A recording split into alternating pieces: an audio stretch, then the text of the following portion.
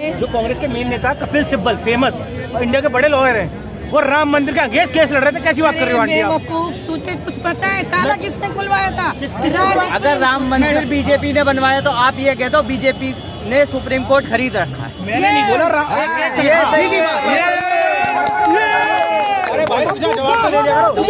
बिना जवाब नहीं बसती। इस वक्त को याद कीजिए जब हमारे देश के लिए उसने पदक जीता था और कैसे लास्ट में पटकनी दी थी। मैंने खुद नहीं देखा था और मैं यूट्यूब पर जाकर देखी हूँ। जब साक्षी मलिक ने हमारे देश का मान बढ़ाया, ऐसे लोगों को न्याय नहीं मिलता है तो हम ब्रिजभूषण को जेल में दो, उसको अरेस्ट किया गया। आज तक कैसे अरेस्ट किया जाएगा? वो बीजेपी का बंदा है। यूपीएससी की तैयारी कर रहा हूँ और यूनिवर्सिटी नहीं भाई मेरे पास। 400 सीट उनको नजर आता है, उस पार्टी को नजर आता है जो 420 आदमी होता है। अच्छा 400 सीट 420 आदमी को नजर आ रहा है। पहले भी मेरा क्या है, हमारी डिफेंस पर्सनल को नरेंद्र मोदी के ऊपर नाज है। 420 पहले थे, 420 अब नहीं है। और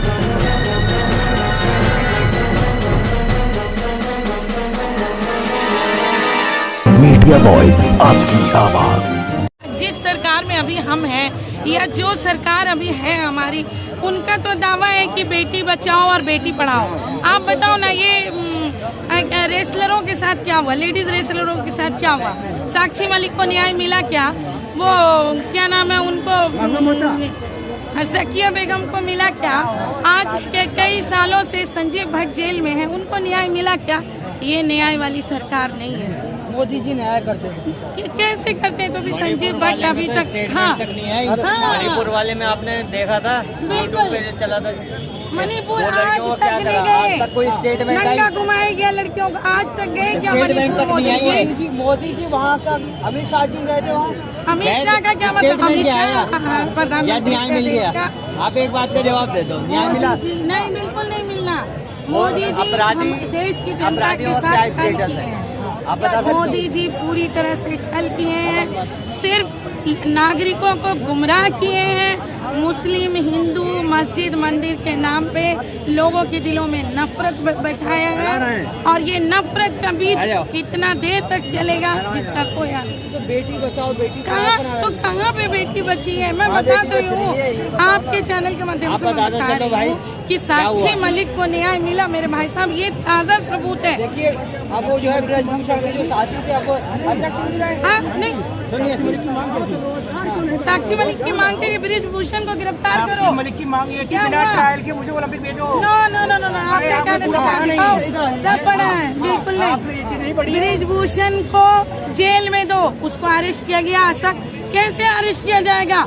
वो बीजेपी का बंदा है। आप कह रहे हो, मेरी बात सुनो, देश का कुछ नहीं।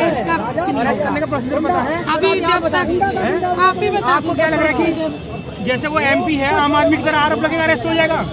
पार्लियामेंट्री के लिए अरेस्ट होने के लिए पार्लियामेंट्री कमेटी की तरफ से भी आता है ऑर्डर। ऐसा नहीं होता है। यहाँ कौन सी कमेटी चल रही है? यहाँ तो पैसे की कमेटी चल रही है। छोड़ो, मैं आपको बता दूं, हरियाणा के जो रेसलर है, जो नॉर्मल रेसलर है, उन्होंने ही प्रोटेस्ट किया था कि जो बजरंग पूनिया है और जो आपकी साक्षी मलिक है, ने अपने सारे वापस कर दिए। साक्षी मलिक ने भी त्याग दे दिया, ठीक है, लेकिन उन्हें कोई न्याय नहीं मिला। कर रही थी वो तो नहीं, बिल्कुल गलत बात है। एक बात बताती हूँ भाई साहब आपको, देखो आप भी जेंट्स हैं, आपकी भी माँ बहनें होंगी घर पे। कोई भी लड़की अपनी इज्जत का दांव नहीं लगाएगी। मगर भाजपा ही कह रहे नहीं। भारत में 20,000 से ज्यादा फेक केस दर्ज होते हैं हर साल। बिल्कुल, वो कैसे बात कर रही है? लड़के जेल काट रहे हैं। सुनिए, एक लड़की अच्छी खासी इनकम करती है, वो रेसलर है। आप उस वक्त को याद कीजिए जब हमारे देश के लिए उसने पदक जीता था और कैसे लास्ट में पटकनी दी थी। मैंने खुद नहीं देखा था और मैं यूट्यूब पर जाकर देखी हूँ। जब साक्षी मलिक ने हमारे देश का मान बढ़ाया, ऐसे लोगों को न्याय नहीं मिलता है तो हम जैसों को क्या मिलेगा? मान बढ़ाया, नाम बढ़ाया, क्या मिला उसको? आंसू, मार, पुलिस की लाठीचार्ज। कोई लड़की जानबूझकर अपनी इज्जत के बारे में बोलेगी क्या?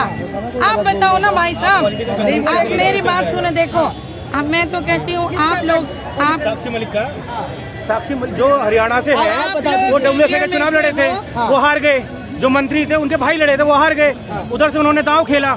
अगर ऐसा होता तो जितनी भी हरियाणा के रेसलर है वो बजरंग पुनिया के खिलाफ क्यों होते? वो बजरंग पुनिया के खिलाफ क्यों होते? वो क्यों कहते हैं कि बिना ट्रायल क्यों जा रहे हैं लोग? मेरी बात सुनो, उन्हें कुछ नहीं मिला क्योंकि वो बहुत दबदबे वाला इंसान है, एक रुआबदार इंसान है। उसने उसका क्या बिगाड़ लेगा कोई? अच्छा ये बताइए, मोदी सरकार में अब मंदिर बनने वाला 22 तारीख को नहीं बन गया है, तो वो तो सुप्रीम कोर्ट ने ऑर्डर दिया था ना बनने का। तो सरकार बीजेपी की थी, कांग्रेस की अगर होती, मायावती की होती, किसी की भी होती सरकार, तो सरकार के टाइम पे जो कांग्रेस के मेन नेता कपिल सिब्बल, फेमस इंडिया के बड़े लॉयर हैं, वो राम मंदिर के अगेंस्ट केस लड़ रहे थे। कैसी बात कर रहे हो आंटी आप? बेवकूफ, तुझे कुछ पता है ताला किसने खुलवाया था? राजीव गांधी ने। कल्याण सिंह की सरकार थी यूपी में, कैसी बात कर रही हो? केंद्र में किसकी सरकार थी? मेरे बात पैदा हुआ बच्चे बैठ जा, ऑर्डर था, बैठ जा। कांग्रेस की सरकार थी केंद्र में, उसी ने ताला खुलवाया और श्रेय बीजेपी ले जा रही है। 60 साल से ये क्या बात हो गई? केस तो बराबर चल रहा था दोस्त। सुप्रीम केस तो बराबर चल रहा था। केस का जजमेंट क्यों नहीं आया? केस का जजमेंट क्यों नहीं आया? सुप्रीम कोर्ट का ऑर्डर एक भाई साहब से बस एक सवाल है भाई साहब, आप ये बता दो बस पैदा हो गए थे। अरे भाई साहब सिर्फ एक मिनट, एक बात किया मेरे बाप ने बड़ा किया, कैसी बात कर रहा है? मेरे तरफ राजीव गांधी ने बड़ा कर दिया। कैसे हो गया? मेरे बाप ने बड़ा किया। एक सवाल का जवाब दे दो। पूछो, प्रॉपर सवाल होना चाहिए। अगर राम मंदिर बीजेपी ने बनवाया तो आप ये कहते हो बीजेपी ने सुप्रीम कोर्ट खरीद रखा है? मैंने नहीं बोला। जवाब तो ले लिया करो। ताली बिना जवाब के नहीं बसती, ताली जवाब दे दो। राम मंदिर में पैसा का बिना जवाब के जवाब मांगता हूँ बस। राम मंदिर पैसा कहाँ से लगा? इसका जवाब तो ले लो, इस बात का जवाब तो ले लो। जवाब आने बीजेपी हम देंगे वोट। कोई बात भाई देखो, जब हमारे हाथ में चुनाव आयोग, हमारे हाथ में सुप्रीम कोर्ट, बिल्कुल निष्पक्ष कार्य करता वो तो। हाँ, आप ईवीएम के बगैर चुनाव करवा के देख लो भाई साहब। ये सच बात है। तेलंगाना में ईवीएम कहाँ गई? आप चुनाव तेलंगाना में ईवीएम कहाँ करा के गई? देख लो, मोदी और अमित शाह की हवा निकल जाएगी। तेलंगाना में ईवीएम मैं तुम्हें समझा देता हूँ। तुम सुप्रीम कोर्ट की बात कर रहे हो, मैं तुम्हें जुडिशरी की फंक्शन समझा देता हूँ। तुम बात कर रहे हो जुडिशरी फंक्शन की। सबसे पहला जो अमेंडमेंट हुआ था वो 368 जो आर्टिकल है वो प्रोसीजर की बात करता था, पावर की नहीं। गवर्नमेंट ने अमेंडमेंट किया, कांग्रेस ने, सुप्रीम कोर्ट ने गिरा दिया, कहा पावर नहीं है। ठीक है, केस वरन भारतीय केस जिसमें बेसिक सेक्शन डॉक्ट्रिन आई है, वो पता ना वो क्या है। उसमें 18-19 सब्जेक्ट डाल रखे हैं जिसमें कहा गया कि अगर कोई भी कानून आता है हम गिरा देंगे, सुप्रीम कोर्ट कहता है। उससे पहले जब वो आई थी इमरजेंसी, उसके बिना पे जब जजमेंट आया इंदिरा गांधी के फेवर में, तब क्या कह रहे थे कि जजमेंट उनके फेवर में नहीं था? जवाब दीजिए। सुप्रीम कोर्ट इंडिपेंडेंट है, लेकिन पार्लियामेंट और सुप्रीम कोर्ट एग्जीक्यूटिव एक दूसरे को इन्फ्लुएंस करते हैं, कोई डिनाई नहीं कर सकता। चाहे कांग्रेस की पावर हो या इसकी पावर हो, इसको आप डिनाई नहीं कर सकते हैं। क्या कहेंगे आप? कानून पढ़ेंगे, सज्जन सिंह केस पढ़े हो, सज्जन सिंह पढ़े हो, बेरुवारी पढ़े हो, केशवनाथ भारती केस पढ़े हो, एक भी केस पढ़े सुप्रीम कोर्ट का? गुस्सा मत सुप्रीम कोर्ट का एक भी पढ़े हो? 10 केस की बात नहीं है। एक भी केस पढ़े इतिहास का? कुछ नहीं पढ़े। वर्किंग नहीं पता, जब तुम्हें सुप्रीम कोर्ट की वर्किंग नहीं पता कैसे बोल सकते हो? सुप्रीम कोर्ट जो है, सुप्रीम कोर्ट निकल गया राहुल गांधी। उसका किसी पार्टी से लेना देना नहीं है।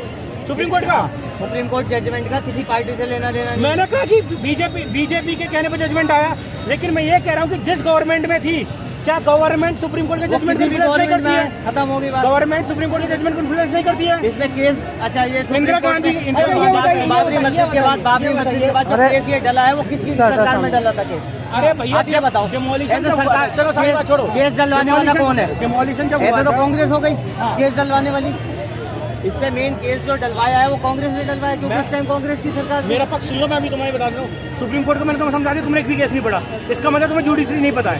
ना तुम्हें जुडिशरी एक्टिविज्म पता है, ना ओवर रीच पता है। ठीक है, अब आते हैं पार्लियामेंट पे। जैसे तुम बात कर रहे हो ना पार्लियामेंट में कि इन्होंने केस डाला, उन्होंने केस डाला।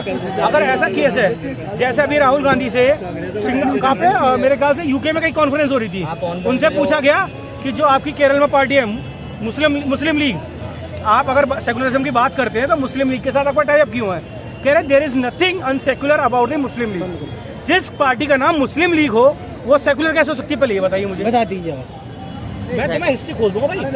राजीव गांधी खोलूं, संजय गांधी क्यों मरवाया, इंदिरा गांधी ने क्यों मरवाया, ये बताइए। अच्छा दिन आ गए, पूरा स्टोरी छोड़ दो। अच्छे दिन आ गए इसके आपके। भाई किसी पार्टी में अच्छे दिन नहीं आते। मैं को कह रहा हूँ बीजेपी अच्छे दिन लाएगी। मैं नहीं बोला कि कांग्रेस लाएगी। खत्म हो गई बेरोजगारी अगर देखो कांग्रेस के टाइम पे करोगे तो कांग्रेस के टाइम पे था हम भी खाएंगे तुम भी खाओगे, ठीक है। करप्शन बता रहा हूँ, कांग्रेस के टाइम पे था गवर्नमेंट जॉब खूब आ रही थी, ठीक है, सिद्धांत था हम भी खाएंगे तुम भी खाओगे, खूब गवर्नमेंट जॉब ला रहे थे। अच्छा। बीजेपी टाइम पे ये गवर्नमेंट जॉब खत्म करे प्राइवेटाइजेशन की तरफ जा रहे हैं। एक होता है मिनिमम गवर्नमेंट मैक्सिमम गवर्नेंस, जिसके कारण डिजिटलाइजेशन हुआ। इंडिया की जो जीडीपी अब बढ़ रही है, खाली में नहीं कह रहा मोदी का श्रेय किसी का भी श्रेय, इसमें सबसे बड़ा श्रेय तो अंबानी का भाई। अगर कोई कहोगे अंबानी क्यों है, जब हमारा आज से 7 साल पहले 398 में 1 GB मिलता था, हम कुछ ऑनलाइन नहीं करते थे। अंबानी आया, डिजिटलाइजेशन हुआ, हमारा डिजिटल इकोनॉमी इतनी तेज हुई कि आज के टाइम में हम सारे काम बैंक नहीं जाते, ऑनलाइन कर लेते हैं। इससे इकोनॉमी बढ़ती है। मोदी जी हमारी नौकरी कर रहे हैं मोदी पक्ष में बोला, मैं अंबानी का श्रेय बोल रहा हूँ, मोदी पक्ष में बोला मैं अंबानी कंट्रीब्यूशन बोला, मोदी को तो बोला ही नहीं मैं। सुना करो अपना बात कुछ बोल दिया। मैं यूपीएससी की तैयारी कर रहा हूँ और यूनिवर्सिटी नहीं भाई मेरे पास। देखो जनता का सीधा सिद्धांत है, कोई किसी बोले मान लेते हैं। आएगा तो मोदी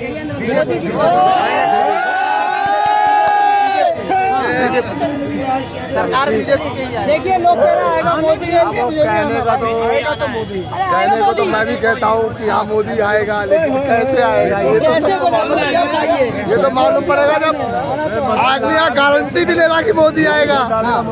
गारंटी कैसे ले सकते हो? ये बहुत अच्छा बोला, मतलब कि कौन आएगा। देखिए आप क्वेश्चन थोड़ा गलत आप कर रहे हैं। आप सिखाएंगे? देखिए नहीं मैं सिखा नहीं रहा हूँ, मेरी अपनी राय है। मेरी अपनी राय आपको पूछना चाहिए। अब ये 2024 में बीजेपी कितनी सीटें लाएगी? बीजेपी तो रिपीट हो, कितनी लाएगी ये बताइए। देखिए मुझे ये नहीं पता कितनी लाएगी, पब्लिक पीछे से आवाज आ रही है। 400। अच्छा कैसे आएंगे?